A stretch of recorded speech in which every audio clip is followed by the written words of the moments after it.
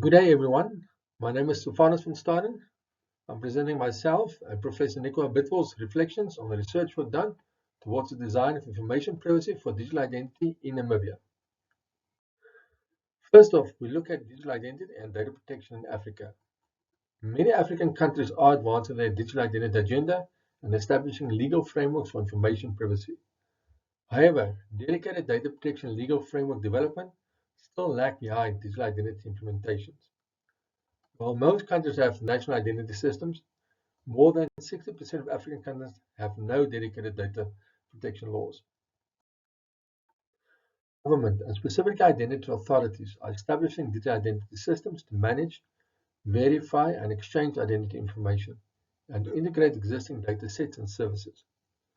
Proper implementation creates opportunities to grow, transform, and improve the economy, improve service delivery, and the protection of privacy rights. There is, however, a downside.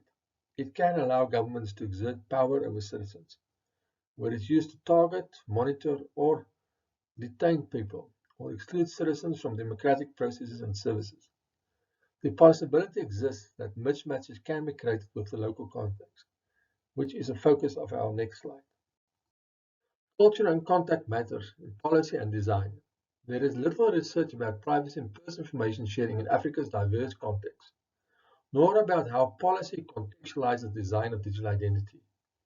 Most digital identity development, implementations, and governance in Africa are guided by a combination of multinational interests, international standards, and external solutions.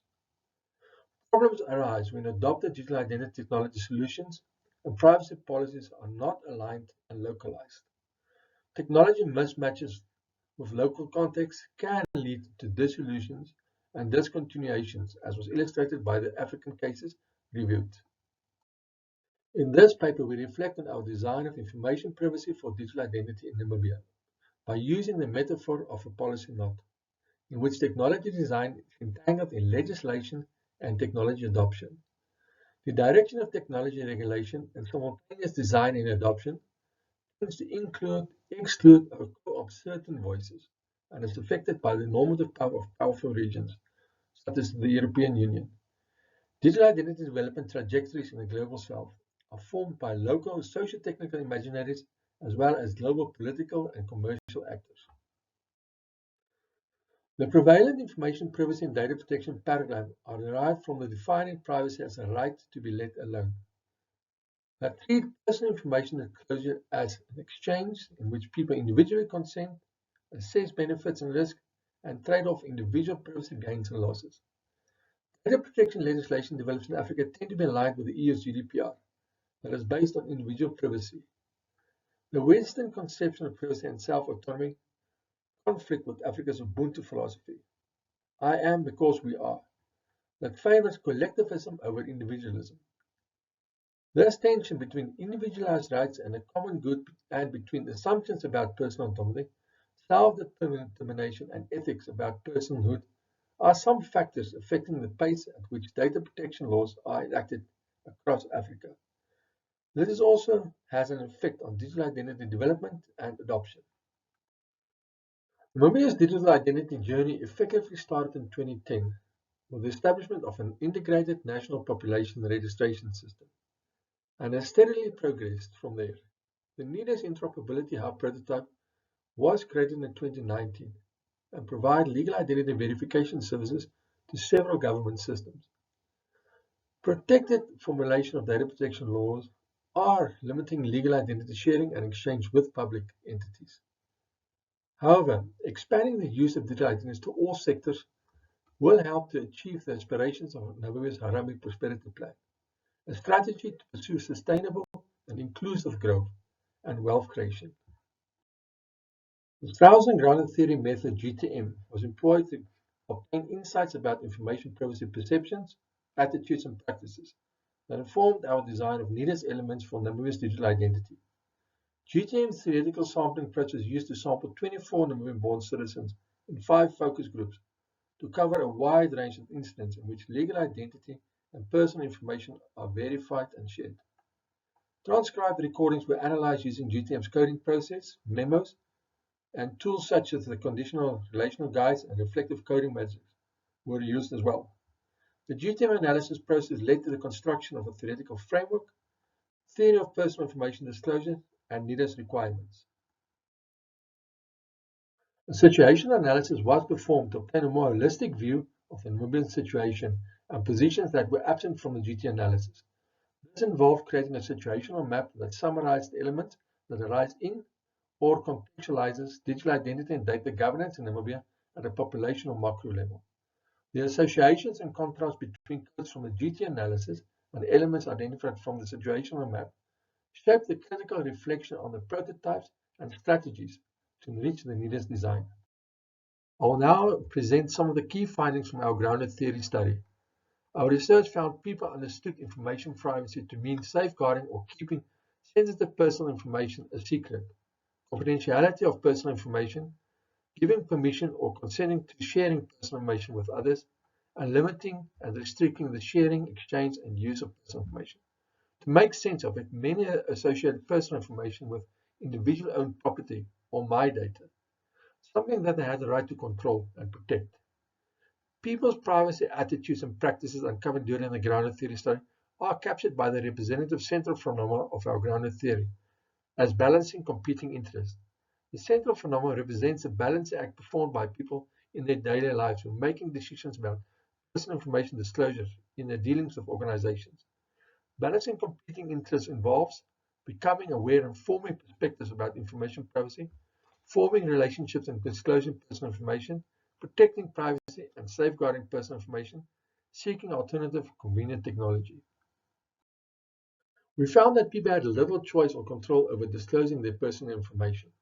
This was particularly true when dealing with people in positions of power, such as the police, organizational employees. The lack of agency is also reflected in the way that employees handle agreements, where they complete sections without explanation or input, and then ask people to sign it. Very few options are available to people when they're applying for benefits or services, especially for low-income citizens. Personal reputation was something that people wanted to protect, especially women who were concerned about the reaction of their community when secret service. In dealing with organizations, people were more concerned about employees disclosing their personal information than they were of organizational policies that allow personal information disclosure.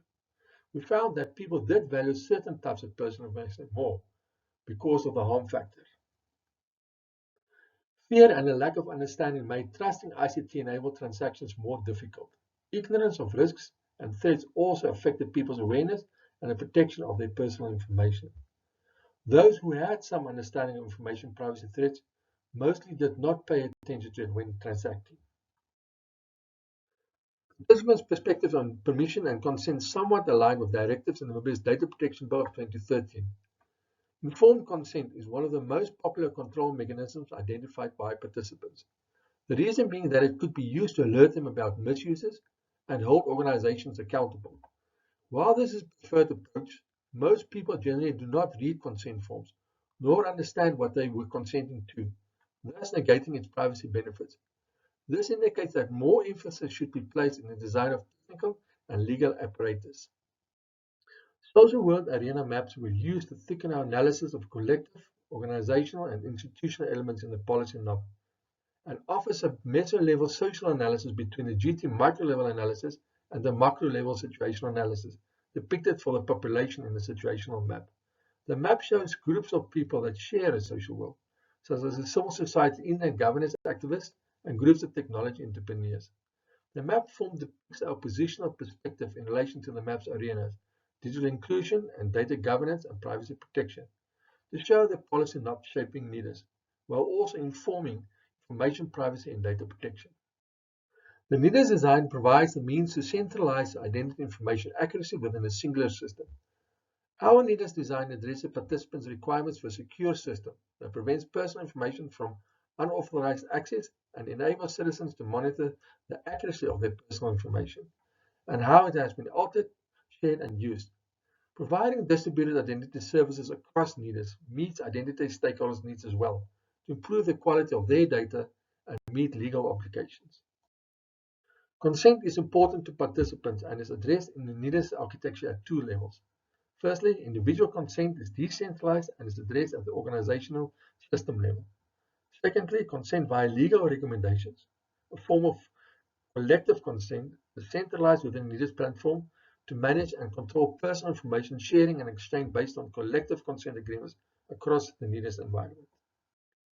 The need to strengthen the collective voice was identified through our analysis and policy note reflection. We found inspiration from the Government Gazette that is used to publish government notices, and a way that Namibian society can engage and share it.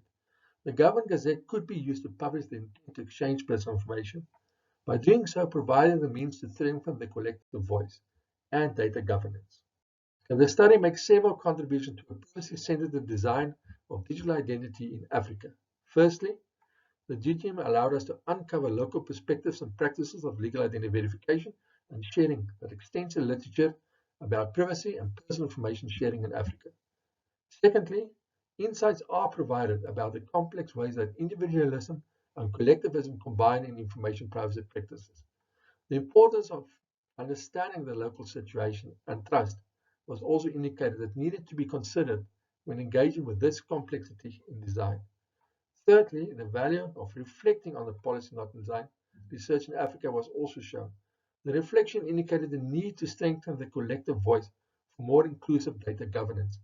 Lastly, a contribution was made to policy-based design in Africa by proposing one of the first African-designed approaches for a collaborative national identity exchange system, which we called NIDAS, that incorporates privacy controls in the design as part of the way people develop trusting relationships with organizations over time in Namibia. Thank you all participants, personnel in the Bank of Namibia and the Ministry of Home Affairs, Immigration, Safety and Security for their assistance in the NIDAS design. The anonymous reviewers for their feedback. You for your interest and support. It is greatly appreciated.